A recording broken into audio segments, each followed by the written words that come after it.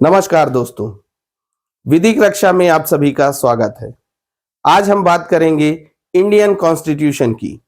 26 जनवरी 1950 भारत के उतार चढ़ाव भरे इतिहास का एक ऐसा दिन जिसे हम रेड लेटर डे के नाम से जानते हैं। इस दिन पूरी दुनिया में भारत एक रिपब्लिक के रूप में प्रेजेंट किया गया, यानी कि पूरी दुनिया को यह पता चला कि भारत एक लोकतंत्र के रूप में जन्म ले चुका है। अब बात करते हैं कॉन्स्टिट्यूशन की। कॉन्स्टिट्यूशन के बारे में बात करने से पहले हम यह जान लें कि कॉन्स्टिट्यूशन होता क्या है। कॉन्स्टिट्यूशन किसी भी देश का संविधान एक ऐसी डॉक्यूमेंट होती है जिसके अंदर एक दायरा सेट किया जाता है, एक परव्यू बनाया जाता है कि कोई भी गवर्नमेंट, किसी भी देश की जो गवर्नमेंट होगी वो किस दायरे में रहकर काम करेगी, वो जो भी योजनाएं वहां की पब्लिक के लिए लाएगी, जो भी काम देश हित में वो करेगी, वो किस पैमाने पर करेगी और किस दायरे में रहकर करेगी, उसको पूरी तरह से छूट नहीं दी जा सकती है। जैसे कि संविधान या कॉन्स्टिट्यूशन आप ऐसा मान लें कि एक बहुत बड़ा सर्कल बना दिया जाता है और उसी सर्कल में रहते हुए उस देश की जो गवर्नमेंट है उसको काम करना होता है। कोई भी गवर्नमेंट होगी तो उसके अलग अलग ऑर्गन्स होते हैं जो उसके अलग अलग फंक्शंस को परफॉर्म करते हैं। उन्हीं फंक्शन को परफॉर्म करने के लिए क्या नियम होंगे, क्या कानून होंगे, ये सारी चीजें, उसकी नियम और शर्तें, ये सब तय करना उस देश के कॉन्स्टिट्यूशन का काम होता है। और कोई भी गवर्नमेंट ऑर्गन कॉन्स्टिट्यूशन के दायरे के बाहर जाकर कोई भी काम नहीं कर सकता है। उम्मीद करता हूं आपको कॉन्स्टिट्यूशन समझ में आया होगा। अब हम बात करते हैं भारतीय कॉन्स्टिट्यूशन की, यानी कि द कॉन्स्टिट्यूशन ऑफ इंडिया। 26 जनवरी 1950 को भारत का संविधान पूरे देश भर में लागू कर दिया गया था। भारत का संविधान जो बनाया गया वो गवर्नमेंट ऑफ इंडिया एक्ट 1935 पर पूरी तरह से बेस्ड था। भारत का संविधान कोई लिखा गया संविधान नहीं है, बल्कि ये जो कॉन्स्टिट्यूशनल कमेटी बनाई गई थी उसके द्वारा की गई रिसर्च का एक परिणाम है, जिसने 2 साल जैसे लंबे समय लेते हुए इस कॉन्स्टिट्यूशन का निर्माण किया है। कॉन्स्टिट्यूशन में टोटल उन्होंने 395 आर्टिकल्स डाले, जिनको 22 भागों में बांटा जाता है और इसके बाद 8 शेड्यूल्स बनाए गए। बाद में इन शेड्यूल्स में अमेंडमेंट करते हुए इनकी संख्या बढ़ाई गई अलग अलग अमेंडमेंट्स के द्वारा। जैसे कि 1951 में पहला 9th शेड्यूल लाया गया, उसके बाद धीरे धीरे करके अलग अलग अमेंडमेंट्स के जरिए शेड्यूल्स बढ़ते गए और वर्तमान में भारतीय कॉन्स्टिट्यूशन जो है उसमें 395 आर्टिकल्स हैं, यानी कि 395 अनुच्छेद हैं, जिनको 22 भागों में बांटा जाता है और उसके साथ ही 12 शेड्यूल्स भी दिए गए हैं जो संविधान को पूरा करते हैं।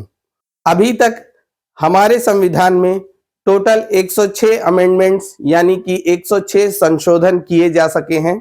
इन्हीं संशोधनों में शेड्यूल्स को बढ़ाया गया और भी बहुत सारी चीजों को चेंज किया गया है। जो ओरिजिनल कॉन्स्टिट्यूशन था उससे समय समय पर अमेंड करके हम नई नई चीजों को उसमें अडॉप्ट करते जा रहे हैं। अब बात करते हैं भारतीय कॉन्स्टिट्यूशन के प्रियम्बल की। भारतीय कॉन्स्टिट्यूशन का जो प्रियम्बल है उसमें बहुत सारी चीजें दी गई हैं, लेकिन जो प्रियम्बल है उसको इंडियन कॉन्स्टिट्यूशन की आत्मा कहा जाता है। जैसे कि पूरे कॉन्स्टिट्यूशन के दायरे में पूरे देश को चलना है, उसी तरह से पूरा कॉन्स्टिट्यूशन हमारे इसी प्रियम्बल के ही दायरे में चलता है। प्रियम्बल में कहा गया है, we the people of India having solemnly resolved to constitute India into a sovereign, socialist, secular, democratic republic, and to secure to all its citizens justice, social, economic, and political, liberty of thoughts, expression, belief, faith, and worship, equality of status and opportunities, and to promote among them all fraternity, assuring the dignity of the nation.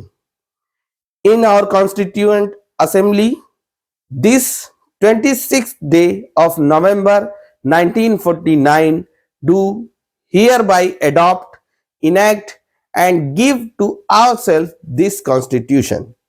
ये था हमारा preamble. इसके बारे में मैं एक विस्तार में वीडियो बनाऊंगा जिसमें मैं आपको इस प्रियम्बल के बारे में संपूर्ण जानकारी दूंगा, पूरी इसकी एक्सप्लेनेशन दूंगा।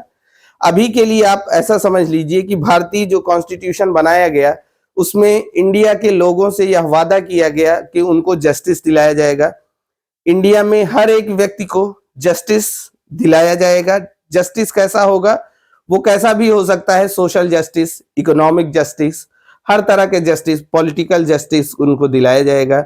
उसी तरह से सभी को इक्वालिटी दी जाएगी, सभी को फ्रीडम दी जाएगी, फ्रीडम ऑफ स्पीच होगा, फ्रीडम ऑफ एक्सप्रेशन होगा। ये सारी चीजें मैं आपको अगले वीडियो में बताऊंगा, जहां पे मैं प्रियम्बल को एक्सप्लेन करूंगा कि प्रियम्बल पूरी तरह से है क्या चीज और इसमें जो भी चीजें कही गई हैं, जो भी शब्द कहे गए हैं, उन शब्दों में कितनी गहराई है और उनके क्या मायने हैं।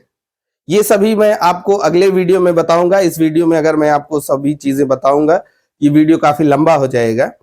तो ये था हमारा कॉन्स्टिट्यूशन का जो इंट्रोडक्शन है। उम्मीद करता हूं आप सभी को समझ में आया होगा कि कॉन्स्टिट्यूशन होता क्या चीज है और उसका इंट्रोडक्शन क्या होता है। अगर आपको ये वीडियो पसंद आया हो तो आप सभी इस वीडियो को लाइक करें, अपने दोस्तों के साथ शेयर करें और इस चैनल को सब्सक्राइब करना ना भूलें। और साथ ही आप अपनी राय आप कमेंट में दे सकते हैं। कमेंट में आप जो भी टॉपिक लिखते जाएंगे, मैं कोशिश करूंगा कि हर उस टॉपिक पर एक वीडियो बनाकर आपको देता जाऊंगा, ताकि आपकी लॉ की पढ़ाई या आप लॉ की जानकारी अच्छे से एकत्र कर सकें। तो मिलते हैं आप सभी से अगले वीडियो में। आप अपनी राय कमेंट में देना ना भूलें। जो भी टॉपिक आपको पढ़ना हो, आप उस टॉपिक से रिलेटेड आप कमेंट में लिख सकते हैं, मैं आपको वो टॉपिक पढ़ाऊंगा। तो आज के वीडियो में इतना ही। मिलते हैं आप सभी से अगले वीडियो में। तब तक के लिए नमस्कार।